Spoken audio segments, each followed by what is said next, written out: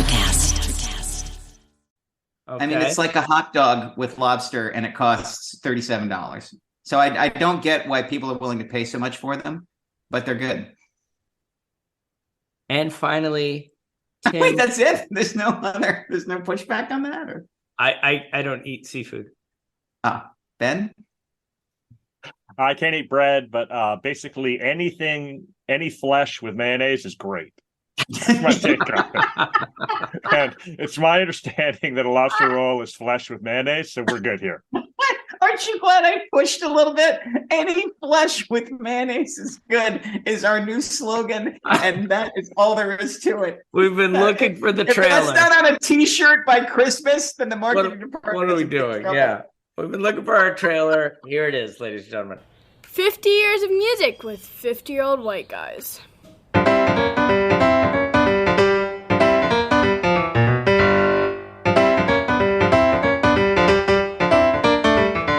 Fellas, woo-wee!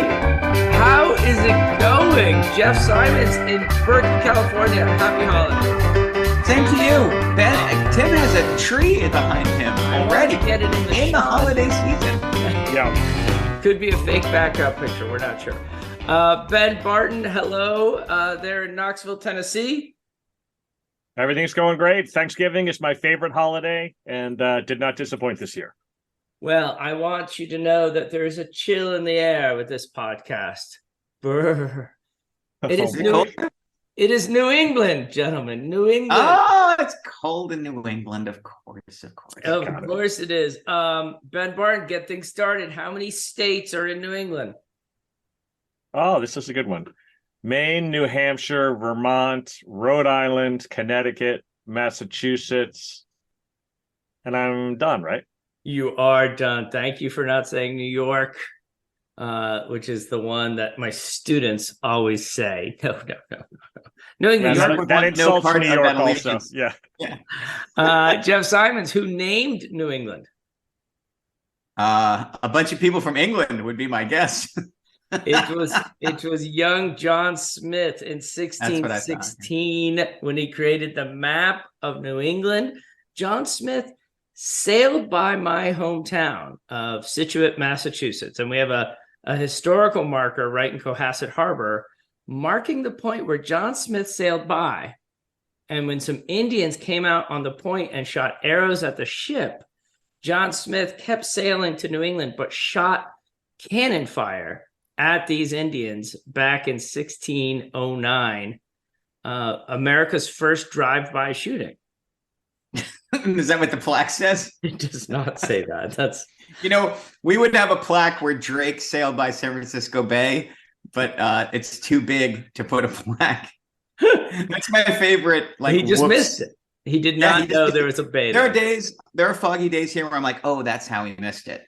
For sure. Like where you can't see your hand in front of your face, but he sailed by San Francisco Bay into Drake's Bay and was an unsuccessful colony because Drake's Bay is about the size of a swimming pool. And like 8 miles away was the biggest natural bay on the West Coast. And like, Jesus, damn shame there's not another place we could park all these boats.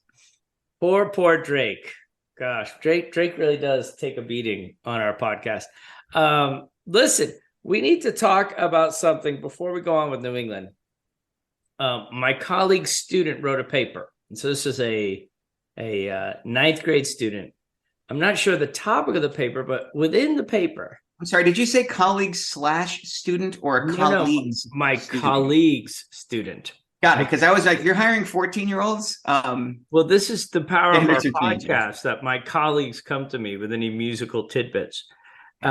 This student wrote that there are only 4 artists who will be known in 200, 300 years, who will still have relevance. These are the artists who will stand the test of time hundreds of years from now. Bruno Mars. Okay, off to a bad start. Green Day. Still not helping. Justin Bieber. And Jimmy Buffett.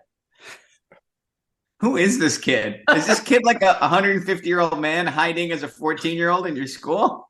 I love Jimmy Buffett's my favorite of those, actually. Jimmy Buffett's such an amazing get because after the first three, I was like, well, he's just naming like contemporary artists that will not be famous. He just forgot the Beatles, or he doesn't consider that part of his group. But then when you throw Jimmy Buffett in, you're like, oh no, considered the Beatles, chose Jimmy Buffett.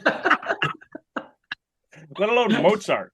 Has you heard of Mozart? I hear good things about Mozart. It's already been 400 years.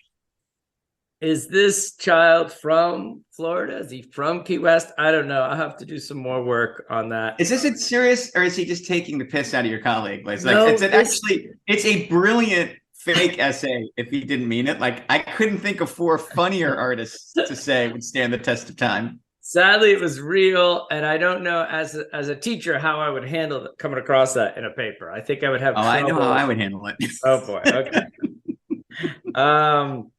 All right, let's get back to New England. Our arrival song, Ben Barton, no snark. Jeff Simons, go 1 minute and 11 seconds in. Listen, we all have our guilty pleasures, Ben Barton, and this one is mine. Here we go.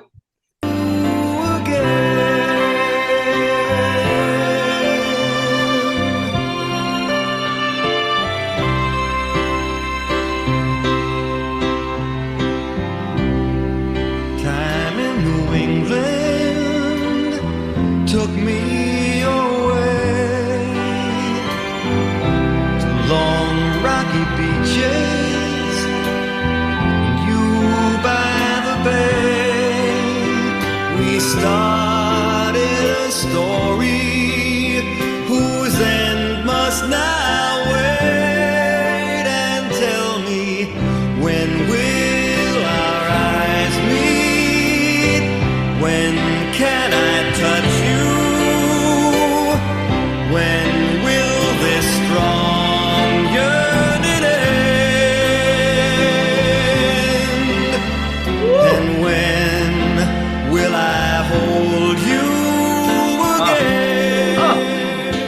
again? Barry Manilow at the top of his game. That's the song I've got on as I fly into New England. What is that song called? It's called Weekend in New England, which is really hilarious that's the name of this. Like, it's like naming your song like Eating This Sandwich. No, the thing that's so funny about it is that if you were going to choose a really dumb, horrible song about having a vacation in New England, how could you miss the Pina Colada song, which is a vastly superior version of that song? Wait, are they in New England? Yes, they long walks on the Cape. Oh, they make love in the dunes on the Cape. What Cape do you think? Yep. It's not Cape Horn. Is it Cape May? Seems like a Jersey. You never know.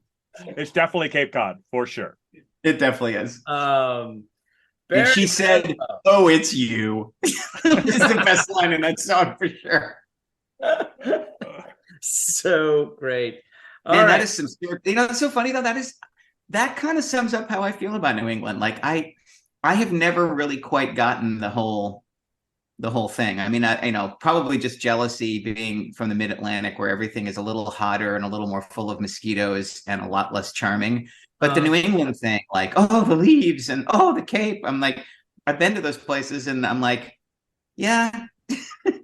But I have this kind of like snarky cynicism about the whole thing that Barry Manilow really like lays in the cut of. So did you like Vermont?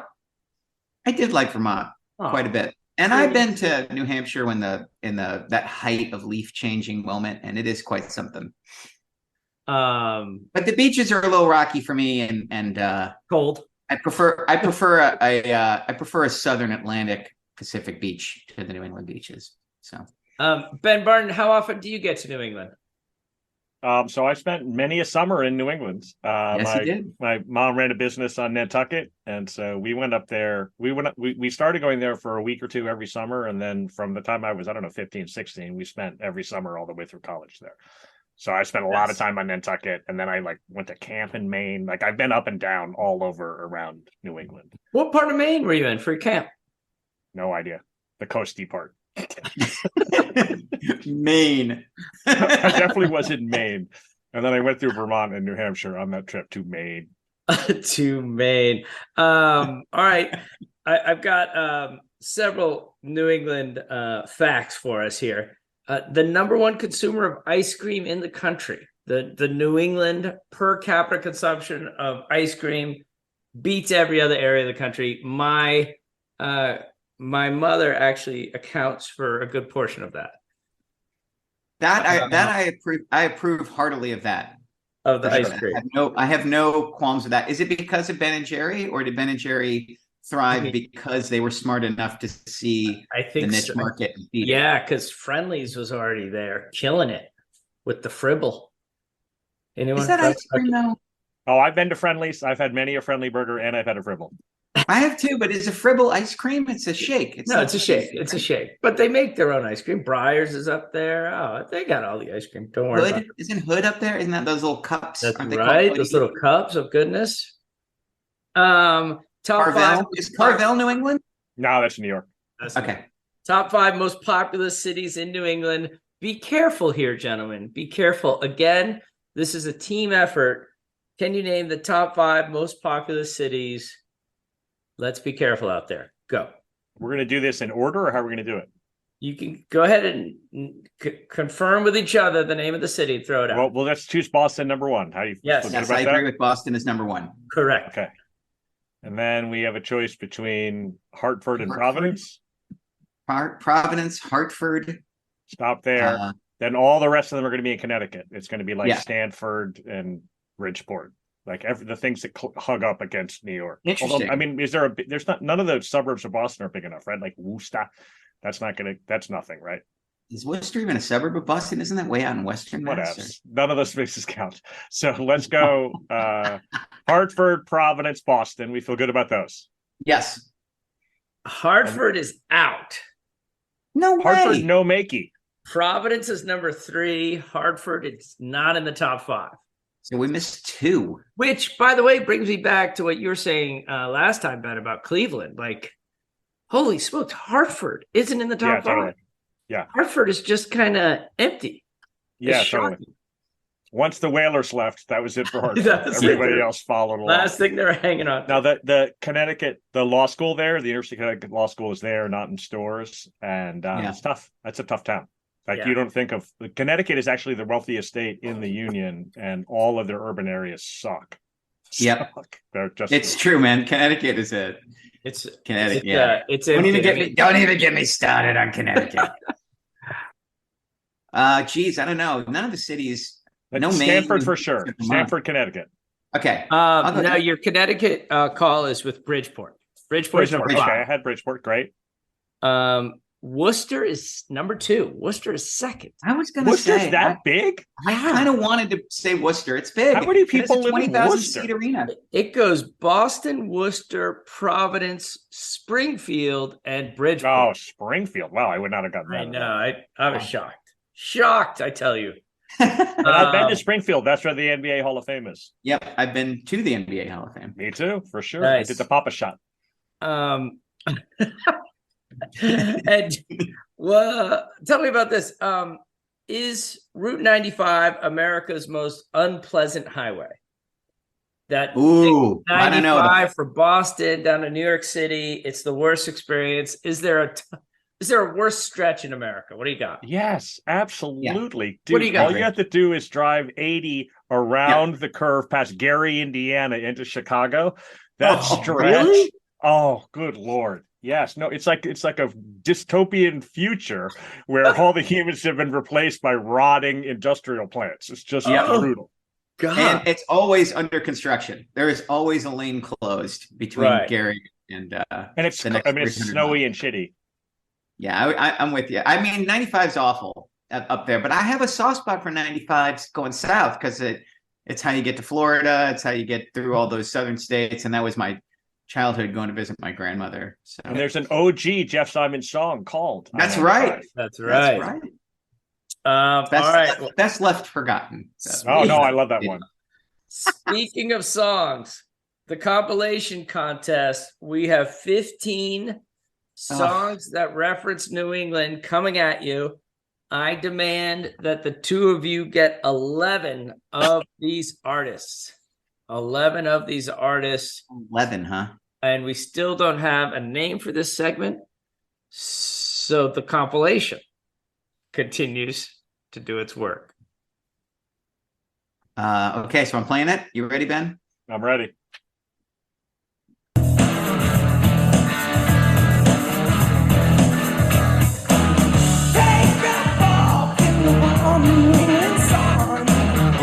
Got mine, the reins to the road. I moved to work from New York to New England, New Hampshire, New London, New Jersey, New Zealand. That one I anticipated. Oh yeah.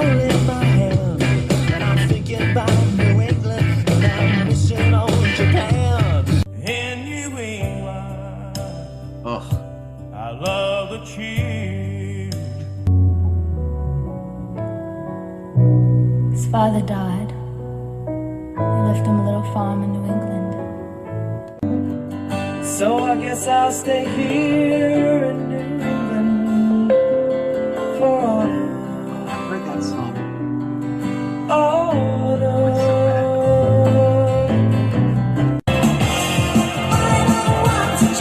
Oh, you're so cheating. at the basic tonight. I know this one. The snow is coming down on our New England town. It's June, and I know that it's one of two bands.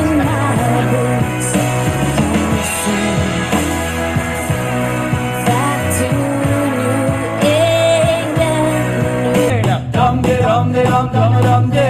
Oh, I love New England. Dum-de-dum-de-dum-dum-dum-de. Oh, acapella now. Dum-de-dum-de-dum-dum-dum-de. Oh, New England. Headed down the turnpike for New England. Sweet New England.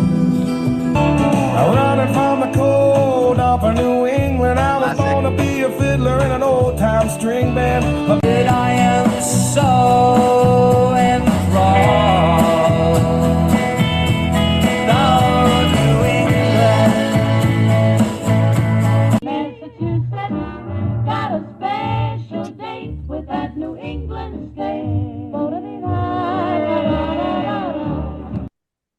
Woo! So you didn't have access to the A studio this week, huh? That's so obviously made on a boombox. Sorry about that. We did our best. What with the traveling and all. All right. I don't think we're going to get more than 10 unless you pulled a rabbit out of your hat, Ben. Oh, no way. Let's do it Ben, one more get us time. started. Oh, that's it? No, we got to give us one more listen, dude. I'm sorry. Any conversation beforehand? If you want to pause, Do you have any recording, idea who put it the in rapper that. is? No idea. I'm going to say 50 Cent. I have no idea. Okay, well, let's listen again. You get no hints? No hints for anything? Okay. All there is suffering. There are no hints. It's the final chapter of the college football playoff. It comes down to this. Miami's unmatched grit and tenacity through the postseason has led them home. The national title now within reach. They are confident. They are battle-tested. Undefeated Indiana, led by Chris Signetti and Heisman winner Fernando Mendoza, have the chance to take home their first title and claim college football immortality. The most remarkable turnaround in the history of college football. The College Football Playoff National Championship presented by AT&T. Monday at 7:30 p.m. Eastern on ESPN and the ESPN app. I had that dream again. My small business needs to hire, but I don't use LinkedIn, and I hire wrong. So then I'm doing IT, and when I go to plug the servers in, they become sentient, and they won't let us access our network unless we forward their chain emails and memes to more and more and more people, and then I wake up. Don't let hiring nightmares ruin your dreams. LinkedIn Jobs' new AI assistant finds and invites best fit candidates to apply so you can discover talent you may have missed. Post your job for free at linkedin.com/quality. Start hiring today with LinkedIn. All right. Jeff, did you get 14? Oh, yeah, I did. Good. I think you should be careful with number 13. Just throwing that out there. Yeah, that's not totally unfair. There are 40 covers of that song. You could kiss my ass. I know the song. Yeah, we know the song, so you're going to go ahead and give it to us for sure. Yeah. I mean, just kiss my ass with that. Like, that's like asking who did this random cover of Yesterday by the Beatles. Like, no. In advance, no, with the careful on 13. Wow. All right. I mean, come on. Here we go. Number one is Aerosmith. Yes, 3 Mile Smile. I never heard that song, but it's unmistakably Aerosmith. Ben Barton, give me one.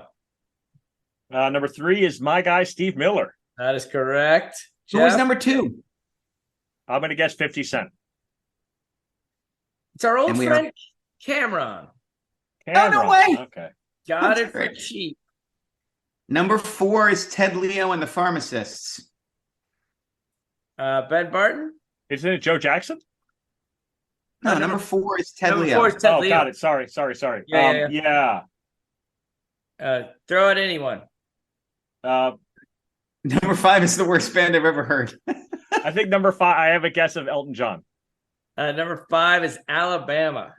That was right. It is the worst band I've ever heard. Their song is called If It Ain't Dixie.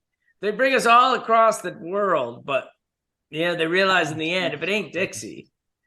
All right, number 6 is Patti Smith from Birdland.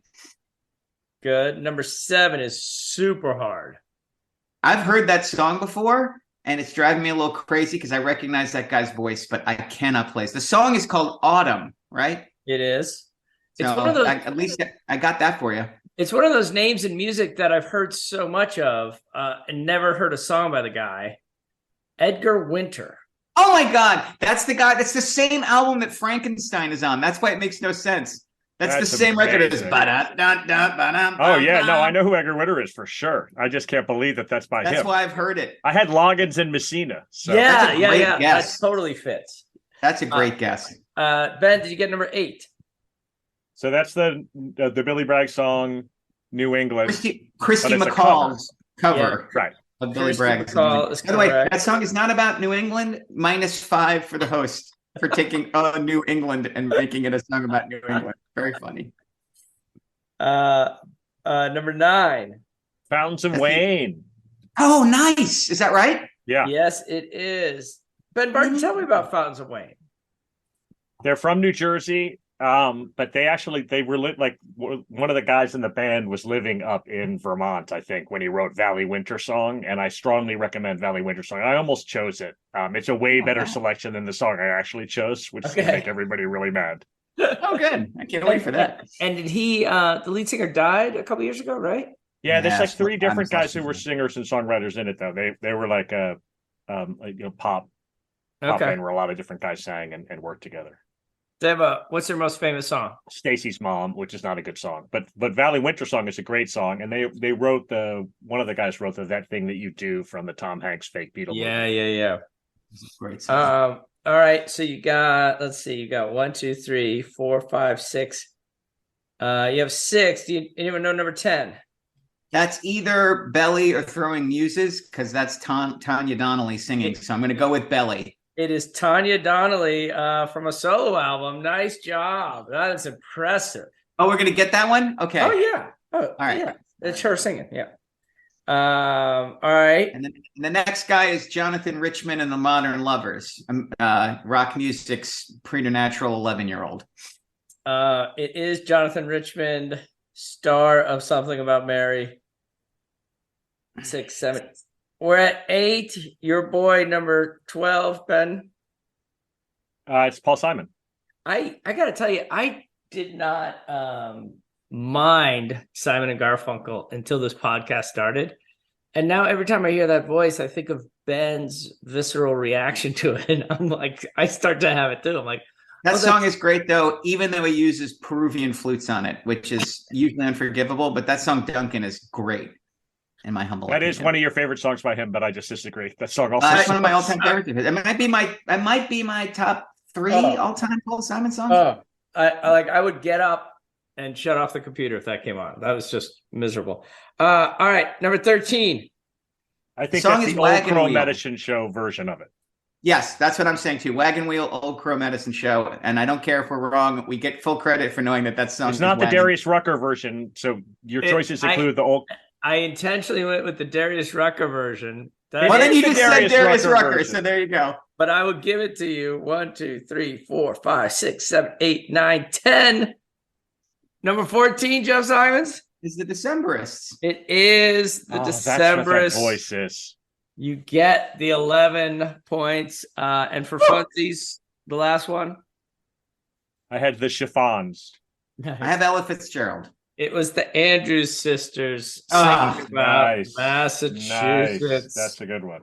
Oh, you guys, that was impressive, man. That was some good teamwork right there. That really felt like the sum was greater than the individual parts for that one. That was the goal of the bit from the very beginning, was something like that. The two of you together. All right. We got to get to our favorite son or daughter song. Again, I don't think we've explained this totally. The podcast is New England, excluding Boston. So correct. We got a lot at our fingertips. By the way, there's an easy answer to this, and you probably didn't choose this person, and I'm going to be mad. Oh, shoot. For the most popular artist? Oh, yeah. By a mile. Non-Boston most popular artist is born in New Haven, Connecticut. You're not going with the Carpenters. Oh, no. The Carpenters are number 2 in the state of Connecticut. I moved the Carpenters to California. I don't as No. First of all, Connecticut claims them, believe me. I know. And they're only claiming them because they're hoping to bump Michael Bolton off as the top artist in Connecticut. So if you don't choose a Michael Bolton song, you're cheating. But didn't he start in like Oklahoma or something? He is from Connecticut. If you know. look up the charts where they list the things from the states, he's the guy. He also looks like he's from Connecticut. Oh, for sure. Come on. It explains a lot. It explains a lot. Not look like he's from Oklahoma. Well, unfortunately for you, the favorite son or daughter of New England, excluding Boston, is a band. Hit it, Jeff. Welcome, this is a farmhouse. We have cluster flies, alas, and this time of year is bad. We are so very sorry. There is little we can do but swat them. She didn't beg, or not enough. She didn't stay when things got tough. I told a lie, she got mad. She wasn't there when things got bad. I never ever saw the northern lights. I never really heard of cluster. Phish, most popular band from New England in terms of listens. Do you know they've had 15 studio albums? I did know that. And then they put out 13 live albums? More than that, actually. It's like 350 live albums because every show is available. 13 official live albums, I guess I would say. Wow. So am I right, Tim, that one of the things I love about people from New England is they think New England is more important than New England is. So we're doing this partly as an homage to that, but we're doing the New England, not Boston podcast. That's we're doing this one right now. Yes. And then we're going to do a case for PHOR or against Phish with Rich Price as our guest as part 2. And then we're going to finally do Boston. So it's really a New England trilogy. It is a trilogy. Okay. I love it. Wait, but then we'll have an artist in residence for Boston. So then it's really actually a 4-parter.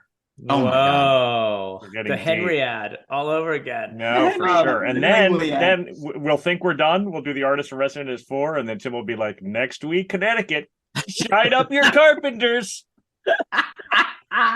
Well, I can't wait to chop it up about Phish. I have been listening, very weirdly, I've been listening to Phish a lot all fall. And I have a whole bunch of new hard opinions, and I cannot wait to go toe-to-toe with Ben. Cannot wait. I have a lot of old hard opinions. So I know, it's great. I can't wait. I can't wait. Well, I also want to bring up 2 items. Went to Robot Lady's sister-in-law's house for Thanksgiving. Lovely time. Great get together with the families. And young nephew Will was so impressed with how many widespread Panic shows the Robot Lady went to in her time. Because here he is at the age of 25 listening to Panic all the time. Ben Barton, not Panic at the Disco, but widespread Panic. How many widespread Panic shows did the Robot Lady go to back in the day? So I've sat through half of one. And that was a plenty. A plenty. I have also been to 1.5 Widespread Panic shows. Let's go ahead. I'm going to put the over-under at 10.5. Oh, under. And I'm going to take the over. It is over. The over. It is 15. So first of all, no one brags about going to 8 Widespread Panic shows, Jeff. Seriously. 8 is not a good number. You have to get to 11. How on earth did Helen find her way accidentally into 12 Widespread Panic shows? That's insanity. She even talked about is it Dave Schools, the lead singer or something? Maybe leaving a joint in her living room when she was teaching in Athens. Yeah. Okay, so they were friends. No, like he knew her roommate or something like that. But that would be so she got in free. No, I mean I think she paid money. I mean, if she paid money to see Widespread Panic more than one time. If you go to 15, this is the woman who, when you met her, had only 2 CDs in her car, and they were both musicals, right? You might have to travel to see 15 Widespread Panic shows. You might be on the road. I cannot process this information. Yeah, it's shocking. And it's not associated with a boyfriend? There's not a boyfriend here who dragged her to these shows? Or as far as you know, Timmy, there wasn't one? You're just going to go ahead and go with no here? As far as I know. But it's good that she's back into our conversation because there has been a faithful listener, Nina, missing the names of songs, missing the names of bands. Is it time to bring Robot Lady out of retirement? Do the people want her back? Well, obviously, we didn't retire her. I don't want to bug the Robot Lady. You're in charge, Timmy. She was let go. It was tough. Contract negotiations broke down. Huh? All right. I'm going to name 5 things from New England, and you are going to rate them on a scale of 1 to 5. 5 being excellent, 1 being terrible. Oh, can't we just rank them against each other? We'll do both. Sorry. Okay, I don't mean to interrupt your bit. See if that works. Right. Grinder. That came from New England? Yeah, Grinder's from New England. Like not from Boston, New England? Where? Worcester? It could have been in Worcester. It sounds more like a Worcester thing. Do we like? I have no can't have an opinion on that. I've never used it. Or seen it. I've only seen people supposedly using it in This is so awkward. A grinder is a toasted sub. I see what you did there. Sorry. All right, I'll move on. When you did that in your head, did you pause for laughter, or did you just hope that it would come? All right. What about frap? I have had many a frap. I worked at an ice cream store for 2 different summers on Nantucket, so I've made many a frap. The black and white is the correct answer to what kind of frap to get, and they are delicious. I don't like them with malt. Okay, malt is out. I like them all. I'm an equal opportunity frap guy. I agree the black and white is the way to go. Candlepin bowling. Stupid. Fucking hate candlepin bowling. I have hard opinions on this. The ball it's like trying to roll a softball all the way down an alley to hit pins that are twice its weight and have no interest in being moved. Candlepin bowling is like, I just hate it. Like once I never wanted to bowl again in my life after going candlepin bowling 3 times. And I finally got tucked into it. And I was like, wait, you get to use this real ball that actually has a fighting chance. It changed the whole thing for me. If you were allowed to throw the candlepin ball overhand, then I would like it.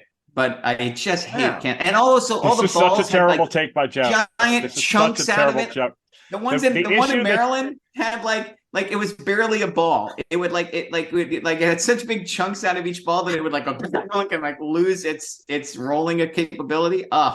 Allow me to translate Jeff's take on candlepin bowling. Yes. Jeff does not drink enough to enjoy candlepin bowling. I was 9. What are you talking about? I understand. Listen, the candlepin bowl, it's like the people who are like, oh, I don't play softball because, I basically played hardball and I'm much more serious about it. I'm like, you've misunderstood softball. Like if you're taking softball seriously, you're bad at softball. If you're not drunk candlepin bowling, what are we doing here? What are we doing? Wow. Okay, well, that makes a lot more sense. I thought it was for children. I thought candlepin bowling was to shame children. No. It's so it can fit in a bar. I had no idea that you had such an opinion, Justin. We've known each other for so long. I did not know it was going to trigger you this way. I'm sorry. I can't remember the name of the decrepit bowling alley in Annapolis where like it was like the lazy parents' birthday pick every time. Oh no. And it was always they didn't call it candlepin bowling, it was called duck pin down here. Or down there. Duck All pin right. bowling. Hated it. The next item is the lobster roll. I like a good lobster roll, although it's hilariously overpriced. Okay. I mean, it's like a hot dog with lobster, and it costs $37. So I don't get why people are willing to pay so much for them, but they're good. And finally, Tim, wait, that's it? There's no pushback on that? Or? I don't eat seafood. Ben? I can't eat bread, but basically any flesh with mayonnaise is great. That's my take on it. And it's my understanding that a lobster roll is flesh with mayonnaise, so we're good here. Aren't you glad I pushed a little bit? Any flesh with mayonnaise is good is our new slogan, and that is all there is to it. We've been looking for the trailer. If that's not on a T-shirt by Christmas, then the marketing department. What are we doing? Yeah, we've been looking for our trailer. Here it is, ladies and gentlemen. And finally, the last thing from New England that you're going to rate, Tim Plain. Oh, 5 stars, 5 stars. 6. Let's go. Breaks the scale. Actually born in New Jersey. All right, let's go. Let's hit our 3 songs or events or people or venues for New England, excluding Boston.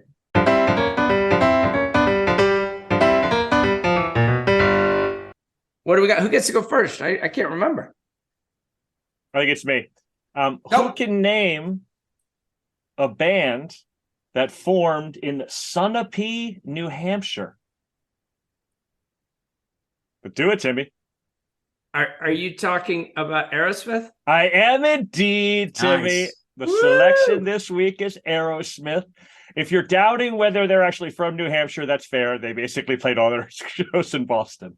It really is. But they did, in fact, meet and form in Sunapee, New Hampshire, and only the Sunapee, New Hampshire Historical Society can claim Aerosmith History Day, the annual celebration of Aerosmith in Sunapee, New Hampshire. That is a great fact. And in defense of choosing something, listen, any real New England band ends up in Boston. That's it. Boston's the circling the drain or the magnet or however you want to put it. It actually is. Boston's actually the London of this whole area. Like anything that's of any use just hoovers up down into there. Or I mean, humorously, Timmy was going to make us do Providence.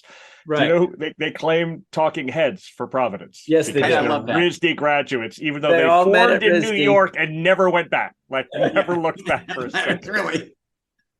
But yeah, no. So Aerosmith, the two main players in Aerosmith got to be buddies in Sunapee, New Hampshire. That was where they spent their summers. Steven Tyler still has a house in Sunapee, New Hampshire, and brings his kids there. I love Aerosmith. We had a brief conversation about Aerosmith where Timmy picked first gen Aerosmith. So I'm going to embarrass all of you by choosing second gen Aerosmith. Oh my God. I am very happy to report is in fact my favorite Aerosmith. Where is Brian? Not only that, all of my favorite Aerosmith songs are co-written by Desmond Child. All of them. I love Desmond Child. Who's Desmond Child? So, Desmond Child is this half Hungarian, half Cuban songwriter who is known for heavy metal ballads and beloved heavy metal ballads. So let's go here. What do we he's got Kisses, I Was Made for Loving You. Joan Jett and the Blackhearts, I Hate Myself for Loving You. So he's off to a good start, right? He's got the Loving You duo. Then just listen to these bangers. You Give Love a Bad Name, Living on a Prayer, Bad Medicine, and Born to Be My Baby with Bon Jovi. Oh! And then the Aerosmith songs include Dude Looks Like a Lady, Angel, What It Takes, Crazy, and Fine are all. Which I hope is your choice. I'll be so mad at you. That's not your choice. My friend. No. I'm definitely choosing What It Takes. But your whole life was Fine when we were in college. I know, but no, that's because more than What It Oxygen. That's because first of all, I loved Pump. I absolutely loved Pump. I thought Pump was fantastic. That's first. Second, I love a good comeback story. And Jeff will know.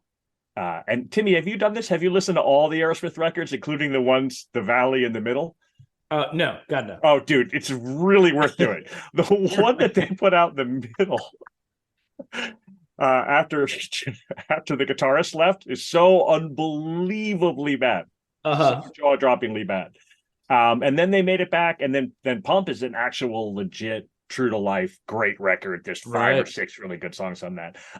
Jeff is right. In college at points when I was in an up-tempo mood, Fine was my favorite, but after a hard breakup, there's nothing like What It Takes, because you need to know what it takes to let them go. I think we all could feel that. They also quote, you will do what they it quote takes. the song FINE in What It Takes. I know, that's where we're going at minute both. 129. Girl, before I met you, I was F-I-N-E fine. The thing that's fucking hilarious about Desmond Child, first of all, I mean, the chords are so gloopy. It's amazing. And all of his ballads sound the same. And the words are so unbelievably aggressively stupid. It kills me every single time. 129. Coming up. Here we go. Ready? Action. Girl, before I met you, I was F-I-N-E fine. But your love made me a prisoner. Yeah, my heart's been doing time. You sped me up like money, then you hung me out to dry. It was easy to keep all your lies in disguise, 'cause you had me in deep with the devil in your eyes. Tell me what it takes to let you go. Tell me how the pain's supposed to go.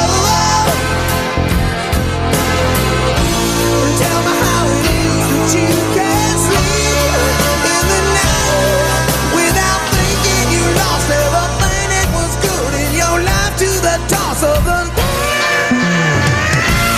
Tell me what it takes to let you go.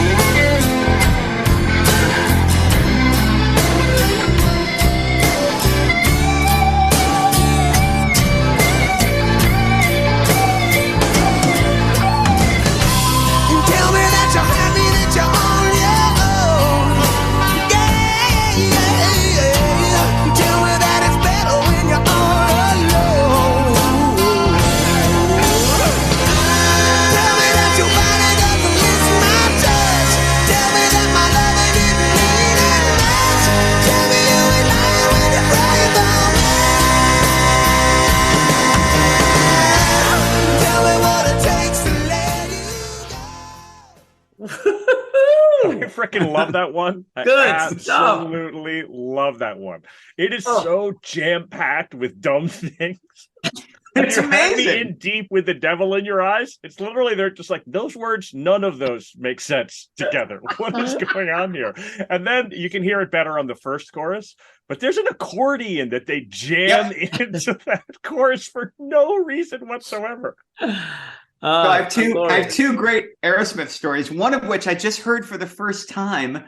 I'll tell you that one second. The first one is, if you haven't seen the documentary, The Making of Pump, I cannot recommend it highly enough. Ben, I'm sure you have seen it. The 2-hour, like in the studio with these guys, where you realize that this band is hanging on by a thread all the time. Like Joey Kramer has a twitch, like he actually has a facial tick, and they're like, "What happened?" He's like, "That's Steven Tyler." Like, Steven is the twitch in my face. Like, he drives me so crazy. I just want to kill myself, but we just have to keep this band together. And just watching those 5 guys try to talk to each other with those.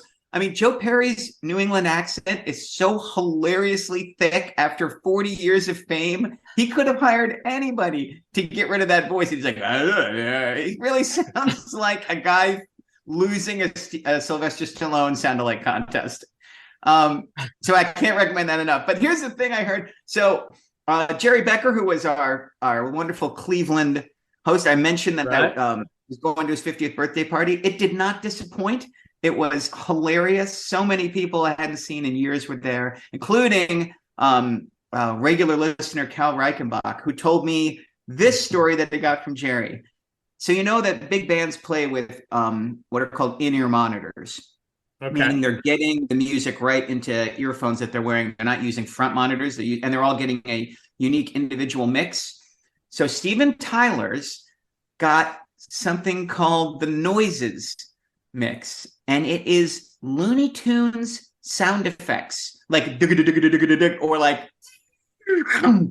and he's so ADD and he's so bored by doing all these songs over and over and over again that on some nights he turns to the monitor guy and says, I need the noises tonight. And so randomly through the show, they just put Looney Tunes sound effects into Steven Tyler's ears, like Elmer Fudd chasing Bugs Bunny, just to keep him entertained, just to keep him going through the 90-minute Aerosmith greatest hits set. And I guess every sound guy knows it. And it's like a hilarious open secret. That is amazing. That is amazing. Wasn't that the greatest? It made me love him like 1,000 times more. I just thought that was the greatest thing ever. The idea that he's up there like, walk this way. And in his head is like, I thought I taught pointing to. He's just totally in his own space. That's really funny. Great choice. That song, that bridge is great. I mean, that guy's you're right. Those songs are stupid, but and also if you ever want to teach somebody how to count 6 over 4, that da da da da da da, all those triplets over a 4 beat. I mean, that's the perfect 10 seconds to explain to people how to break 4 into 6. 1, 2, 3, 1, 2, 3, 1, 2, 3, 1, 2, 3. Boom. It's great. Love it. I have no idea what you just said, but I'm wondering, didn't Steven Tyler, does he not even write the lyrics? It's this Hungarian Cuban dude writing the lyrics? It's a collaboration. It is collaboration? Sure. Yeah. That's a good collaboration right there. Yeah, that for sure. Kicks butt. Yeah. I love it. That song comes on and the kids know it's sing-along time. So fun. The world moves fast. Your workday, even faster. Pitching products, drafting reports, analyzing data. Microsoft 365 Copilot is your AI assistant for work. Built into Word, Excel, PowerPoint, and other Microsoft 365 apps you use. Helping you quickly write, analyze, create, and summarize. So you can cut through clutter and clear a path to your best work. Learn more at Microsoft.com/M365 Copilot. Are you a forward thinker? Then you need an HR and finance platform that thinks like you do. Workday is the AI platform that helps propel your organization, your workforce, and your industry into the future. Workday, moving business forever forward. All right, Jeff Simons, what do you got? I'm going a totally wild, different direction. So, when the Rich Price band was making its record, we were in Connecticut, of all places. We were at a place called the Carriage House, and it was a fancy studio. It was a really cool experience, and we were working with an engineer named Brian Humphreys, and he had come from Los Angeles to do the record, and so he was getting all these cool files from other engineers, and it was just at the moment when you could send stems and MP3s digitally, like back and forth really quickly. It was 2003, so that the technology of like, here's a whole record into your inbox. And so we're making the record, and he tells us like, I just got something from a friend of mine. He just recorded it. This record's coming out in 6 months, and it's so beautiful. I just want to share it with somebody. And he gives it to us, and we are blown away. Like, I cannot believe how much I love the first 3 songs on this record. This is a guy he's a New Hampshire guy who was like, had some kind of 9 to 5, and his clock radio woke him up one morning, and it was a Stephen Stills solo song. And he hears 20 seconds of it and says, that's what I'm going to do with the rest of my life. I want to be a musician. Just has an epiphany, quits his job, buys an acoustic guitar, teaches himself how to play it, writes a whole bunch of songs, and makes this solo debut. His name is Ray LaMontagne. Let's go. Ray LaMontagne is just getting going just as the Rich Price band is getting going. So we actually played a couple of shows with him. In fact, the biggest show I ever played with Rich was at a big Colorado festival where Ray was opening for us. And we his record wasn't even out yet, and we were all such slobbering fans of his because we'd had an advanced copy of his record and had been playing it in our van, and we kind of freaked him out. Like, we bum rushed him backstage, like, we love your record and we're such big fans. And I remember we tried to get a picture with him, and he's like, I'm not really comfortable having my photograph taken. He was like quiet and introverted. He looked like he needed to eat like 20 turkey sandwiches and really frail. And I was like, geez, I don't know if this guy's going to be able to. And he went out there and opened for us and just blew us off the stage with his voice. So this is a song called Shelter. It's the opposite of the song Ben played. What It Takes is all about modern recording. It's on Pro Tools. It's on a click track. It's very deliberately like boom, spots. It's designed that way, and it's great. This is a song without a click track, and you can hear it. It's breathing. It slows down in the chorus in ways that modern music isn't supposed to do. And I'm disappointed with Ray's career after this record. I'll admit, like, every record he puts out, I wish it was a little different and a little bit better. But like a lot of artists, he had one fantastic record in him, and it's this one. And this is my favorite song of him. So I think my favorite artist from New England, or at least New Hampshire, apologies to Aerosmith, is Ray LaMontagne. This song's called Shelter.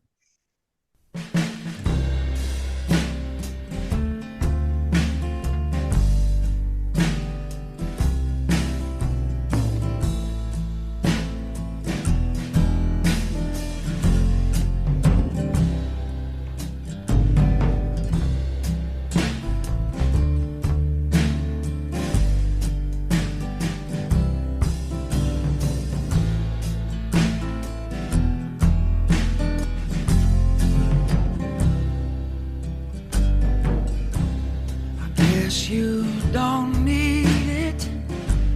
I guess you don't want me to repeat it. But everything I have to give, I'll give to you. It's not like we planned it. You tried to stay, but you could not stand it.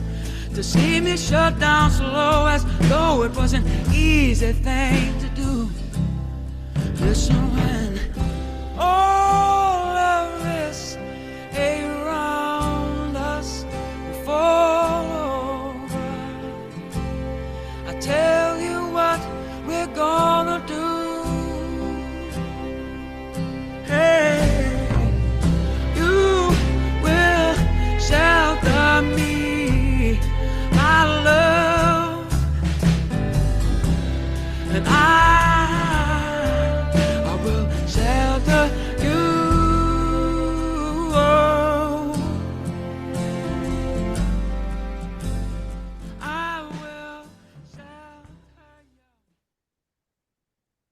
Beautiful stuff. When it breaks to that high G in the chorus and it just floats away and you just like, there's no semblance of beat anymore. That song's great. First time I heard him was at Jay Tandon's wedding. That was their wedding song. Not that song, but I was like, You are the best who thing. is this? Yeah. And they made a little wedding CD, and I wore that thing out. He was great. Ben Barton, do you like Ray LaMontagne? I have mixed feelings about Ray LaMontagne. I'm happy to report that longtime listener Lisa Sorensen, beloved wife of Scott Schimmel, is a huge Ray LaMontagne fan. All right. He must have seen him 5 or 6 different times. When I pressed her on it, I was like, what's the deal with this? This slow crooner, like gravelly voice thing. She's like, have you seen how hot he is? And I was like, oh, okay, fair. He looks so Scott much Schimmel, better. being a good husband and a good sport, has attended all of these shows. All That's right. amazing.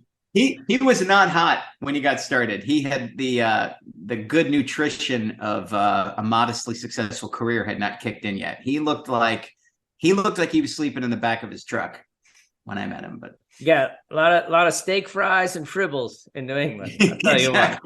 Exactly. Good stuff. Well, it's so fun to start this trilogy with you. You know, of course, raised in Massachusetts in the Boston area, went to grad school up in Vermont. My mom is from Augusta, Maine, so we'd go to Maine all the time. I lived in Hartford, Connecticut, for 2 years teaching there in Hartford. My sister. Those are the glory years, right? Those are really, it was all downhill from there. I was young and fresh. Both sisters went to schools in Rhode Island, Providence College, and Salve Regina, and New Hampshire. New Hampshire is where we'd go on Sundays to buy beer because couldn't buy beer in Massachusetts. So I have a strong connection to every state in New England, and I am going to go with a Boston band that, like Ben's band, got its start outside of Boston at Worcester Polytech. Oh, come on now. Are we going Jay Giles? Yeah, we are. Jay Giles. Oh, freeze frame. I can't wait. Or did you go centerfold? Better, I think. Oh, no. Hit it? Hit it.